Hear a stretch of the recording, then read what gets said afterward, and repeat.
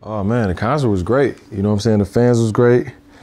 I'm still a little, hot and energized, and a lot of stuff is going through my head right now, man. You know what I'm saying? But concert was great. The show was great. You know what I'm saying? I haven't been to Budapest. I haven't been here in a while, so it was good to come back and see a lot of fans, a lot of supporters in the building tonight. So rocking with me in the music. So yeah, it was good. I look at music as a feeling anyways, you know what I'm saying? Whether you understand what's going on in the lyrics, or whether you understand what's going on in the composition, if you feel it, if it feels good to you, then that's really all that matters.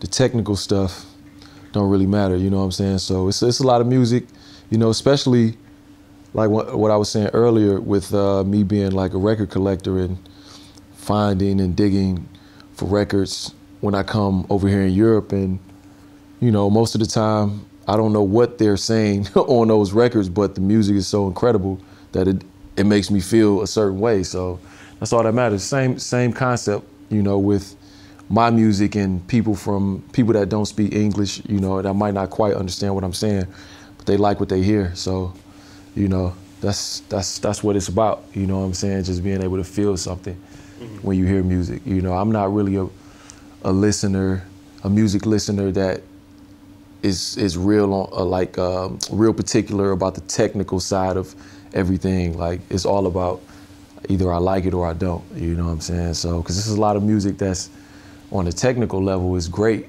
but I might not feel anything. And then it's certain music that might not be as, it might be super raw, or just from the basement, or from an artist that might not be well trained in music theory, but it has a feeling. So that's all this is about. Performing with a live band versus performing, with just like me and the DJ, like how it was in the beginning when I first started doing shows. I have more freedom to do more things on stage and improvise and do a lot of things, like being a little more spontaneous on stage versus if it's just me and the DJ. I only could do so much, and I'm kind of like confined to just the track that the DJ is playing. So, but when you have great musicians on stage with you, the show can go, anywhere. You know what I'm saying? And that's kind of how I like it to be, for each show to be slightly different than the last. Even back then in the beginning though, the shows were great, because I kind of learned early on, and I kind of watched a lot of different artists that I thought had great shows, MCs and, bands and all of that. And I kind of picked up on certain things on how to just control a crowd and engage with a crowd, as an MC. So yeah, I can do it either way, but I prefer a band. I definitely prefer a band. Like I was saying earlier, like my earliest memories of music is, gospel music, you know what I'm saying? And growing up in a household where a lot of gospel music was being played, but once again, being in school and being around in the neighborhood, you can't help but to listen to the music, or be a part of whatever's going on with the youth at the time. So, with me, when I was younger, in elementary, middle school, all the way up through high school, of course, hip hop was my generation's music. So naturally, that's the music I gravitated towards, you know what I'm saying? So, but yeah, it's interesting to see now when I create and when I produce.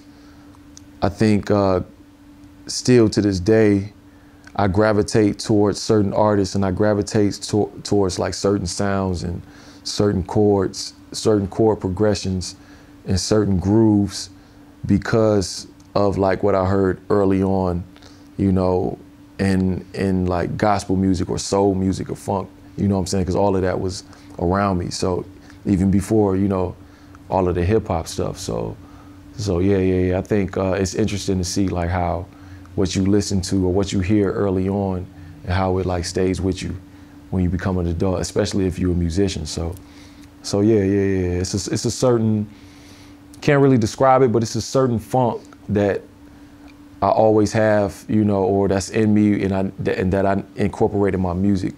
No matter if I'm doing like some electronic or soulful or some rock stuff, it's always a certain funk, it's always a certain bounce that the music has to have.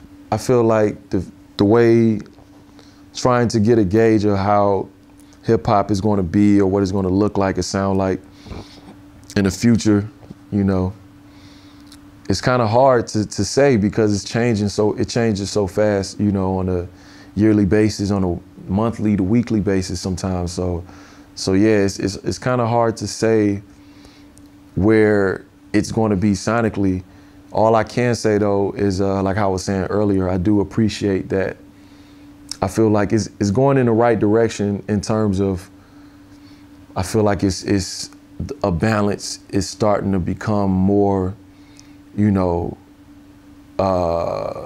prevalent in the music industry in terms of like, you have these artists over here, these hip hop artists that does this sound and they have the spotlight on them, and then you have these hip hop artists over here that does a totally different sound, but they have a spotlight too and they have an audience too. So I feel like that was the main thing, or my main issue with hip hop, you know, over the past few years since, you know, the 2000s and came in, is like it was always a big imbalance, you know what I'm saying, where only a certain group or a certain style of hip hop had, you know, exposure. But now since, you know, of course we got the internet and artists, young artists can create their own fan base and express themselves how they want to, you know, you can kind of see all types of styles and, you know, artists and kids from all over the world that's not just in one box, you know what I'm saying? And that's kind of what I love. Or I love that we're going into that direction of hip hop where, you know, artists, different types of artists are getting shine, you know what I'm saying? And they're all getting exposed and it's becoming a balance, you know, more of a balance, you know, so hopefully that balance will be all the way even in the next few years. Well, we opened up, the songs I played tonight, we opened up with the Nat Turner album, you know what I'm saying, a few records from the Nat Turner album, the Rebellion Sessions, and then I kind of just went back from the newest albums all the way to my older stuff, and did a lot of, you know, live stuff in between. So yeah, that's usually how my show goes, you know, it's just a mixture of my whole catalog, and even I even like shout out to the crowd and ask them what they want to hear, you know what I'm saying, because I feel like I'm at a point where the catalog is so big, it's getting bigger, you know what I'm saying, where I like to